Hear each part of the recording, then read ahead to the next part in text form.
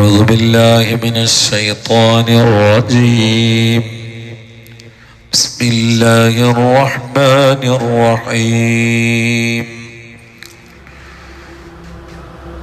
فأزلهما الشيطان عنها فأخرجهما مما كانا فيه وقلنا اهبطوا بعضكم لبعض عدو ولكم في الأرض مستقر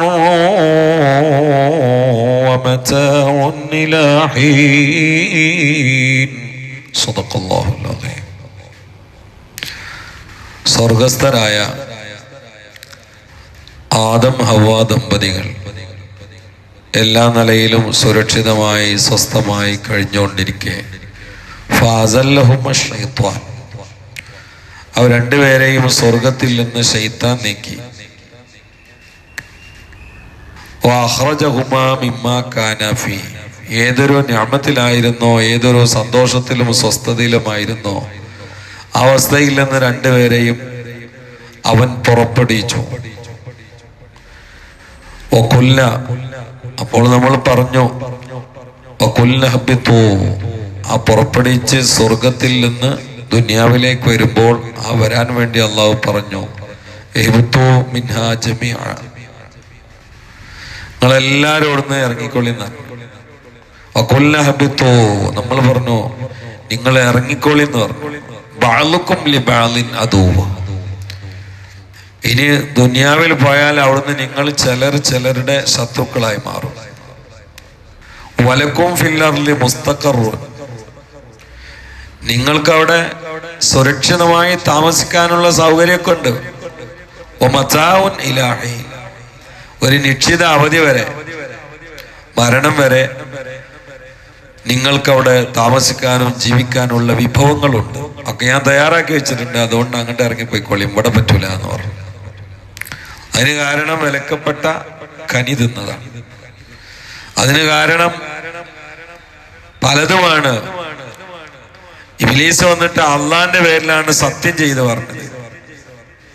അപ്പൊ അള്ളാന്റെ പേരിലൊക്കെ സത്യം ചെയ്തിട്ട് സത്യവാനല്ലാത്ത ഒരാള് പറയില്ല എന്നൊരു തോന്നൽ ഹവ്വാവിക്കുണ്ടായി. പെണ്ണുങ്ങളല്ലേ, പെണ്ണുങ്ങളെ പെട്ടെന്ന് വശീകരിക്കാൻ പറ്റുമല്ലോ. ആദം നബിയാണെങ്കിൽ പെട്ടെന്ന് ഇബ്ലീസ് വരുന്നതും അവൻ ശത്രുവാണെന്നുള്ളതും അള്ളാഹു തുടരുത് എന്ന് പറഞ്ഞതൊക്കെ അറിയാതെ മറന്നുപോയി ചെയ്തു.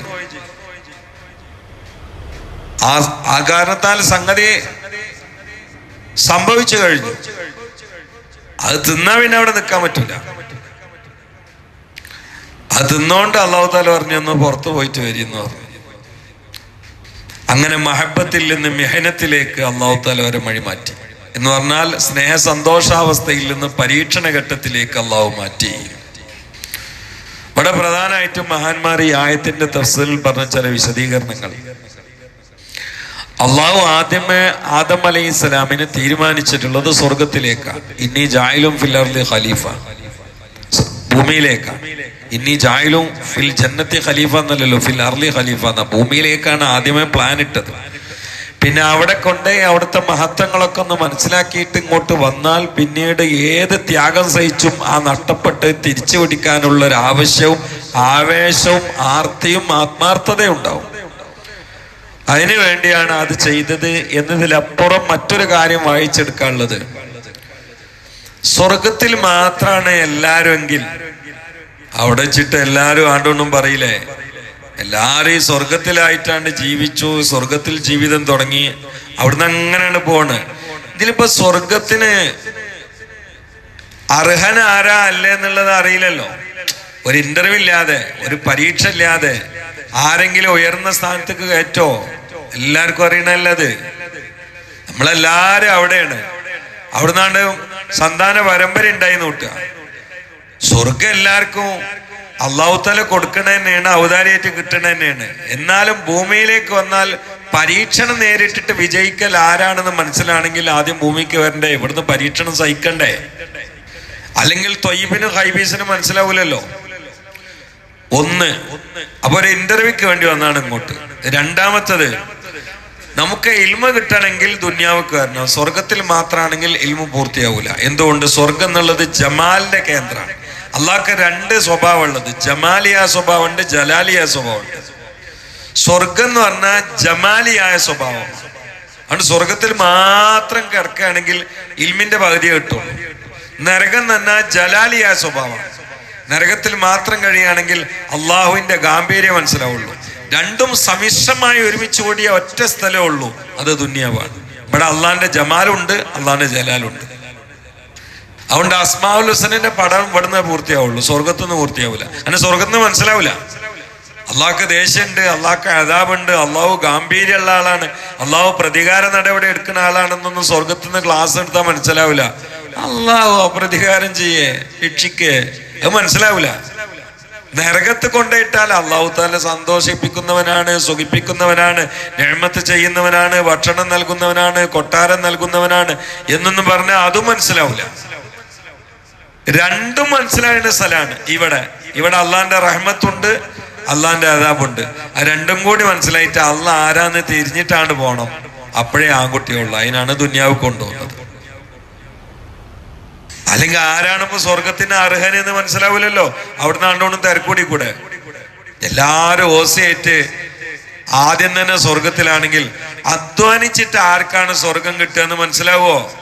എല്ലാവർക്കും കൂടി ഫസ്റ്റ് കൊടുക്കുവോ? എല്ലാവർക്കും കൂടി A+ കൊടുക്കുവോ? എല്ലാവർക്കും കൂടി ഡിഗ്രി കൊടുക്കുവോ? എല്ലാവർക്കും കൂടി ഉയർന്ന ക്ലാസ് കൊടുക്കുവോ? എല്ലാവർക്കും കൂടി കപ്പ് കൊടുക്കുവോ? ഇല്ലല്ലോ. കപ്പ് കൊടുക്കണമെങ്കിൽ ആദ്യം മത്സരവേദിക്ക് ഇറക്കണ്ടേ? ഇത് മത്സരവേദിയാണ്, ഇത് പരീക്ഷണാലയമാണ്. അപ്പോ ഇനി അങ്ങോട്ട് കടക്കണവര് അങ്ങോട്ട് കടക്കാൻ അർഹരാണ്, തിരിച്ചു പോണവര് അങ്ങോട്ട് പോവാനും അർഹരാണ്.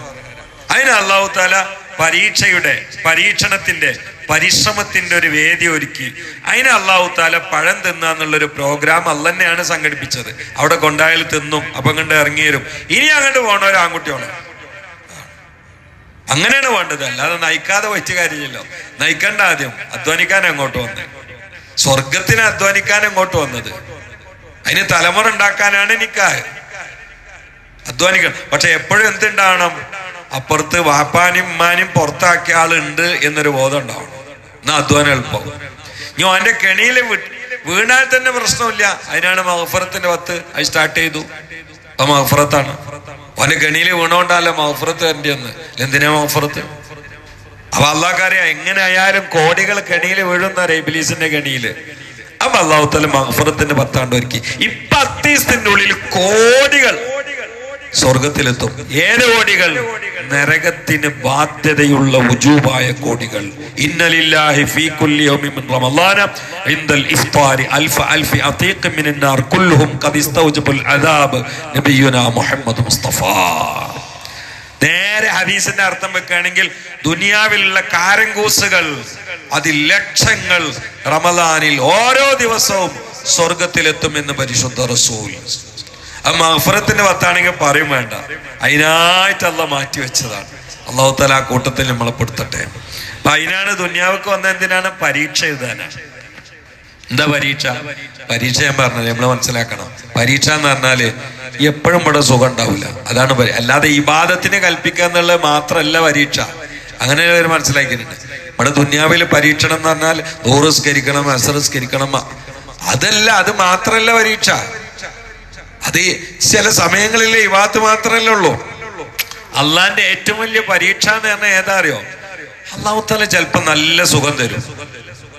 വീടിന് വീട്, പണത്തിന് പണം, ആരോഗ്യത്തിന് ആരോഗ്യം, വണ്ടിക്ക് വണ്ടി, സ്വസ്ഥതക്ക് സ്വസ്ഥത, പ്രശ്നമൊന്നുമില്ലാത്ത നല്ലൊരു ധന്യമായ സുഖമായ ആരോഗ്യകരമായ സുരക്ഷിതമായ ജീവിതം. അതൊരു പരീക്ഷയാണ്. എന്നിട്ട് അള്ളാഹ് നോക്കണത് ശുക്റുണ്ടോന്നാണ്. അതിൽ ശുക്റുണ്ടെങ്കിൽ അവൻ ജയിച്ചു. വലിയ പരീക്ഷ അതാണ്. ഇനി അള്ളാഹ് എന്ത് ചെയ്യും? പൈസ ഒന്നും അങ്ങോട്ട് പിൻവലിക്കും. കച്ചവടം ഡിമ്മായി, ഞെരുക്കത്തിലായി. അതോടുകൂടി വയറുവേദന, അതോടുകൂടി പല്ലുവേദന. ഡോക്ടറെ അടുത്ത് പോയപ്പോൾ ഡോക്ടറിന് കുറച്ച് പ്രയാസമാണെന്ന് പറഞ്ഞു. പിന്നെ മരുന്നും ഡോക്ടറും പ്രശ്നങ്ങളും. അപ്പോഴേക്ക് കാണാം അവിടെ ഒരാൾ തളർന്നു വീണ്, ഇവിടെ ഭാര്യക്ക് വേദനായി, അവിടെ കുട്ടി ഛർദ്ദിച്ച് കിടക്കാണ്. പരീക്ഷണത്തിന്റെ നടുക്കളത്തിലാണ്. ആ സമയത്ത് ഇവൻ എന്ത് വേണം? ഇതൊക്കെ എന്റെ റബ്ബിന്റെ ഖലാകളാണ്. കുല്ലൻ യുസീബനാ ഇല്ലാ മാ കതബല്ലാഹു ലനാ ഹുവ മൗലാനാ വഅലല്ലാഹി ഫല്യതവക്കലിൽ മുഅ്മിനൂൻ. ഇനി മനസ്സ് ഒടുക്ക അളകൂല, ഒറ്റപ്പെടുത്ത. അപ്പൊ അവന് സ്വബറിന്റെ വണ്ടിയിൽ യാത്ര ചെയ്യും. ഇനി അവൻ യാത്ര ചെയ്യേണ്ടത് സ്വബറിന്റെ വണ്ടിയിലാണ്. നിഅമത്ത് കിട്ടിയാൽ യാത്ര ചെയ്യേണ്ടത് ശുക്റിന്റെ വണ്ടിയിലാണ്. രണ്ട് വണ്ടി മാത്രമേ മുഅ്മിനായ മനുഷ്യൻ ഈ ലോകത്തുള്ളവന്റെ ആത്മാവിനെ യാത്ര ചെയ്യാൻ. ഒന്നുകിൽ ശുക്റിന്റെ മർക്കബ്, അല്ലെങ്കിൽ സ്വബറിന്റെ മർക്കബ്. ഈ രണ്ട് വണ്ടിയിലൂടെ യാത്ര ചെയ്യുന്ന ആളുകളും അവസാനം ചെന്നെത്തുന്ന സ്ഥലത്തിന്റെ പേരാണ് സ്വർഗം. അതിനാണ് ദുനിയാവ്. ഇവിടെ ഇപ്പൊ ഈ സാസലിന്റെ പരീക്ഷണമുള്ള ആളുകൾ ഉണ്ടാവും. പൈസ ഉള്ളവരും പരീക്ഷണം ഉള്ളവരുണ്ടാവും. പൈസ ഉള്ളതുകൊണ്ട് പരീക്ഷണം ഇല്ല എന്ന് പറയാൻ പറ്റില്ല. പൈസ ഉള്ളവർക്ക് ചിലപ്പോൾ വലിയ പരീക്ഷണം എല്ലാവർക്കും ഉണ്ടാവും. ചിലപ്പം മാനസികമായിട്ടായിരിക്കും, ചിലപ്പം ദാമ്പത്യ മേഖലയിലായിരിക്കും, ചിലപ്പം സാമ്പത്തിക മേഖലയിലായിരിക്കും, ചിലപ്പം സാമൂഹിക മേഖലയിലായിരിക്കും. പരീക്ഷണം ഉറപ്പാണ്. കാരണം അതിനങ്ങോട്ട് വന്നത് പിന്നെ എങ്ങനെ ഇല്ലായിരിക്കാം. അതിനങ്ങോട്ട് വന്നത് പരീക്ഷണം. ഈ കേരളത്തിലെ വലിയൊരു മലയാളി അദ്ദേഹം നാള് സംസാരിക്കണ കേട്ടു, പൊറുതി കിട്ടു. കാരണം നാനാഭാഗത്തുനിന്ന് വിമർശനങ്ങൾ. ഞാൻ ബംഗാളിൽ പോയാൽ അവര് ചോദിക്കാണ്, എന്താ കേരളത്തിൽ നിങ്ങൾക്ക് ഇത്ര എതിരാളികള്? പാകിസ്ഥാനിൽ പോയാൽ അവർ ചോദിക്കാണ്, എന്താ നിങ്ങൾക്ക് കേരളത്തിൽ ഇത്ര എതിരാളികള്? അതുകൊണ്ട് ആവശ്യമില്ലാതെ എന്നെ കൊഞ്ഞനം കുത്തുന്ന ആൾക്കാരെ ഞാൻ വെറുതെ വിടൂലാന്ന് വരെ അങ്ങനെ പറയാത്ത ഒരാൾ പറയേണ്ടി വന്നു. എന്തുകൊണ്ട്? അതൊരു പരീക്ഷണാണ്. പരീക്ഷണങ്ങൾ നാനാഭാഗത്തിനുണ്ടാവും. അതിൽ ജയിക്കുന്ന ആളുകൾക്കാണ് സ്വർഗം. അതിനങ്ങോട്ട് വന്നത്. അതാണ് സൂറത്തുൽ മുൽക്കിൽ അല്ലാഹ് പറഞ്ഞത്, തബാറകല്ലദീ ബിയദിഹിൽ മുൽക്കു വഹുവ അലാ കുല്ലി ഷൈഇൻ ഖദീർ അല്ലദീ ഖലഖൽ മൗത വൽ ഹയാത ലിയബ്ലുവക്കും അയ്യുക്കും അഹ്സനു അമലാ. അതിന് അല്ലാഹു തആല ആദ്യം എന്ത് ചെയ്തു? ഇതൊക്കെ പറയാൻ വേണ്ടി വന്ന ആളുകളെ ഏറ്റവും പരീക്ഷിച്ചു. അതാരാണ്? ആദം അലൈഹിസ്സലാം മുതൽ ഈസാ അലൈഹിസ്സലാം വരെ. അതിലേറ്റവും പരീക്ഷണം നേരിട്ട ആരാണ്? അവരിൽ സുൽത്താനായ, ഹൽക്കിൽ അഷറഫായ, അള്ളാന്റെ കാരുണ്യത്തിന്റെ കടലായ, സ്നേഹത്തിന്റെ സാഗരമായ മുഹമ്മദ് മുസ്തഫ. എത്രയാണ് സഹിച്ചത്? എന്തിനാ അള്ളാഹ് അങ്ങനെ ചെയ്തത്? അള്ളാഹ്ക്ക് സ്നേഹമില്ലാത്തോണ്ടല്ല, ഇത് മാതൃകാ പുരുഷനാണ്. സഹിച്ചതിനും ക്ഷമിച്ചതിനും പരിധിയുണ്ടോ? നിങ്ങൾ നോക്കി, ഒരു വാപ്പാക്കുണ്ടായ ആൺകുട്ടികൾ മുഴുവനും ജീവിതത്തിൽ തന്നെ മരിക്കുക, എന്നിട്ട് സ്വന്തം വാപ്പ അവരെ കൈകൊണ്ട് ആൺകുട്ടികളെ ഖബർക്ക് ഇറക്കി വെക്കുക. ഇതിനേക്കാൾ വലിയ പരീക്ഷണം ഉണ്ടോ? റസൂലുള്ളാഹിക്ക് പ്രായപൂർത്തിയായ ഒരൊറ്റ ആൺകുട്ടിയില്ലല്ലോ. അത് അള്ളാഹ് ദീർഘദർശനം പറയും ചെയ്ത് പ്രവചിച്ചില്ലേ, മാകാന മുഹമ്മദുൻ അബാ അഹദിൻ മിർ റിജാലിക്കും വലാകിർ റസൂലുള്ളാഹി വ ഖാതമൻ നബിയ്യീൻ. ഇനി എങ്ങാനും പ്രായപൂർത്തിയുള്ള ഒരു ആൺകുട്ടി ഉണ്ടായാൽ ഖുർആൻ തെറ്റാണെന്ന് ഭാഷ പഠിച്ച ആളുകൾ പറയും. കാരണം മാകാന മുഹമ്മദുൻ, മുഹമ്മദ് നബി അല്ല, അബാ അഹദിൻ മിർ റിജാലിക്കും, നിങ്ങളിൽ ഒരു ആണിന്റെയും ബാപ്പയല്ല. റജുലു എന്നൊക്കെ അറബി പറയണമെങ്കിൽ പ്രായപൂർത്തിയാവണം, നല്ല റജുലു എന്ന് പറയുള്ളൂ. നിങ്ങളിൽ ഒരു ആൺകുട്ടിന്റെയും ബാപ്പയല്ല മുഹമ്മദ് നബി. ഇത് ഇന്നും ഖുർആനിലുള്ള ആയത്താണ്. ഇനി റസൂലുള്ളാഹിക്ക് ചരിത്രത്തിൽ പ്രായപൂർത്തിയുള്ള ഒരു ആൺകുട്ടി ഉണ്ടായിരുന്നെങ്കിൽ ഈ ആയത്ത് തെറ്റാണ് എന്ന് പറയലോടുകൂടി ഖുർആൻ മൊത്തം തെറ്റാണെന്ന് ശത്രുക്കൾക്ക് പറയാ. അപ്പൊ പ്രായപൂർത്തി ആകുന്നവരെ ഒരു ആൺകുട്ടി പോലും ഉണ്ടായില്ല. സ്വന്തം ബാപ്പാന്റെ കൈ കൊണ്ട് ഉണ്ടായ കൺമണികൾ മുഴുവനും മണ്ണിലേക്ക് ഇറക്കി വെക്കുന്നു. പരീക്ഷണം. ഭൂമിക്ക് വരണേന് മുമ്പ് വാപ്പല്ല, പരീക്ഷണം. വാപ്പല്ലാത്ത ഭൂമിക്ക് വരണേ. 6 വയസ്സിൽ ഉമ്മാന്റെ കോന്തൽ പിടിച്ചുകൊണ്ടിരിക്കുമ്പോ അബവായിന്റെ കുന്നിന്റെ മുകളിൽ വെച്ചിട്ട് പ്രിയപ്പെട്ട മാതാവ് വേർപിരിഞ്ഞു. പരീക്ഷണം. പിന്നെ നോക്കേണ്ട നാട്ടുകാര് മുഴുവനും ഏറ്റവും വലിയ സത്യം പറഞ്ഞതിന്റെ പേരിൽ അതികഠിനമായിട്ടുള്ള പീഡനമർദ്ദനങ്ങൾ. പരീക്ഷണം. ത്വായിഫുകാർ ഏറ്റെടുക്കും, അവിടെ കുടുംബമുണ്ടെന്ന് മനസ്സിലാക്കി അങ്ങോട്ട് പോയപ്പോ ഒരു കണ്ടാമൃഗത്തിനെ കൈകാര്യം ചെയ്യും പോലെ കല്ലെറിഞ്ഞ് നാട്ടിൽ നാട്ടി 4 മണിക്കൂർ കാല് പൊളിഞ്ഞുകൊണ്ട് ഓടി മുഹമ്മദ് മുസ്തഫ. പരീക്ഷണം. നമുക്ക് മാതൃകയല്ലേ ഇതൊക്കെ? അപ്പൊ ഈ ദുനിയാവുക്ക് വന്ന ഇതിനാണ്, പരീക്ഷണം നേരിടാനാണ്. ഈ പരീക്ഷണത്തിൽ വിജയിക്കുന്നവർക്ക് കൊടുക്കുന്ന സമ്മാനത്തിന്റെ പേരാണ് ഇനി കിട്ടുന്ന സ്വർഗം. അതിനാണ് അവിടുന്ന് ഇങ്ങോട്ട് ഇറക്കിയത്. ഈ പരീക്ഷണത്തിൽ ആ അർത്ഥത്തിൽ കണ്ടുകൊണ്ട് ഈ പരീക്ഷണാലയത്തെ ക്ഷമയോടുകൂടി, ക്ഷമ എന്നതൊരു വജ്ര ആയുധമാണ്, ആ ക്ഷമ എന്ന വാഹനത്തിൽ കയറിയിട്ട് ദുനിയാവിൽ നിന്ന് സലാമത്താവാൻ അല്ലാഹു നമുക്കൊക്കെ തൗഫീക്ക് ചെയ്യട്ടെ. അതോടുകൂടി ആ ആയത്തിൽ സൂചിപ്പിച്ച മറ്റൊരു കാര്യമുണ്ട്, നിങ്ങൾ ആണ്ടുകൊണ്ടും ശത്രുക്കളാവും. അതിപ്പോ ഞാൻ എങ്ങനെ ആലും ആവും. മുസ്ലിം ഉമ്മത്തിന്റെ ഐക്യം എത്ര ശ്രമിച്ചാലും നടക്കൂല. കാരണം അള്ളാഹ് അങ്ങനെ പറഞ്ഞു പോയി. ഇടക്കിടക്ക് പ്രശ്നങ്ങൾ ഉണ്ടാവും. അള്ളാഹ് പറഞ്ഞത് എല്ലാരും കൂടി ഒന്നാവൂല. അതിന് അള്ളാഹുവിന്റെ റസൂൽ ദ്വാരന്നിട്ട് ഇജാബത്ത് കിട്ടാത്തൊരു കാര്യം കൂടിയാണത്.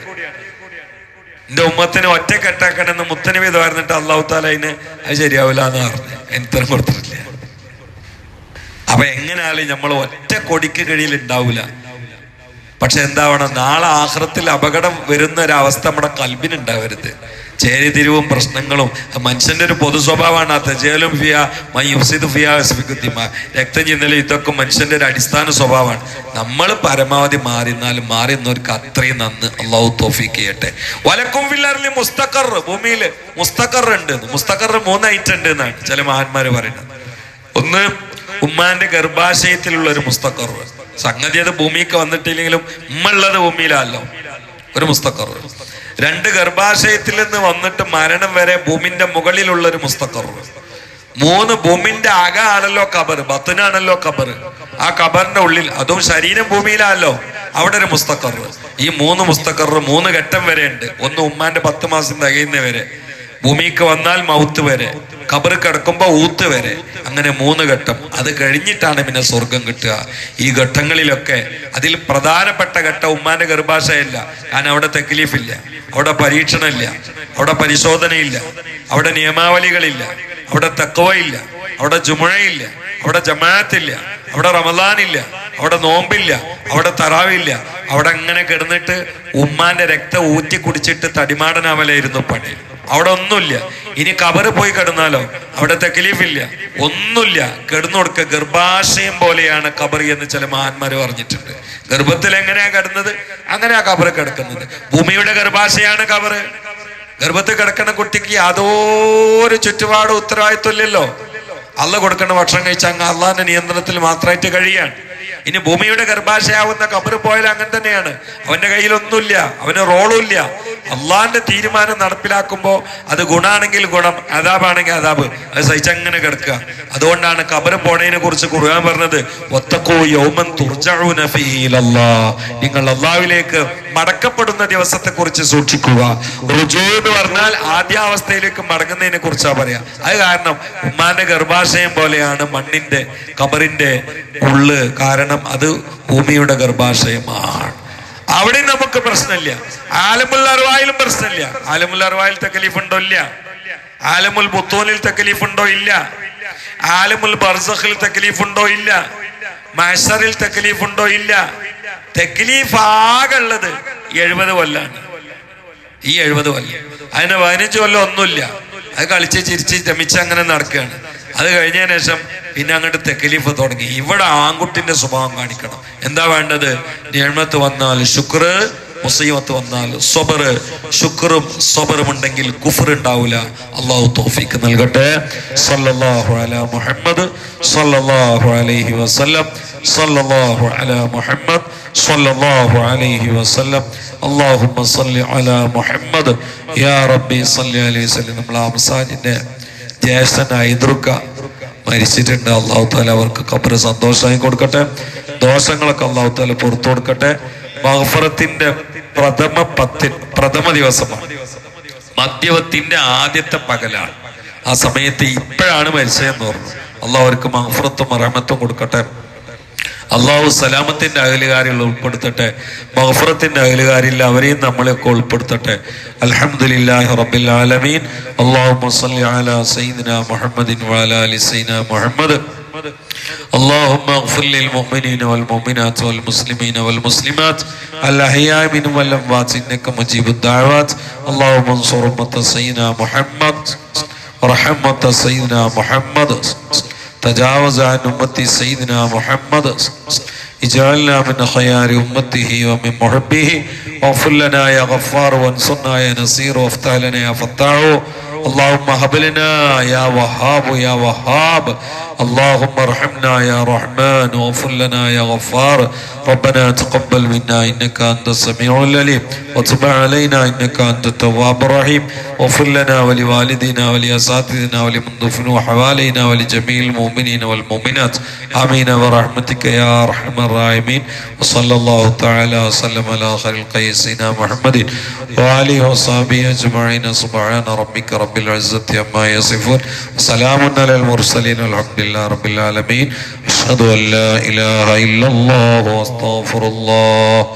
أسألك الجنة وأعوذ بك من النار. أشهد أن لا إله إلا الله وأستغفر الله. أسألك الجنة وأعوذ بك من النار.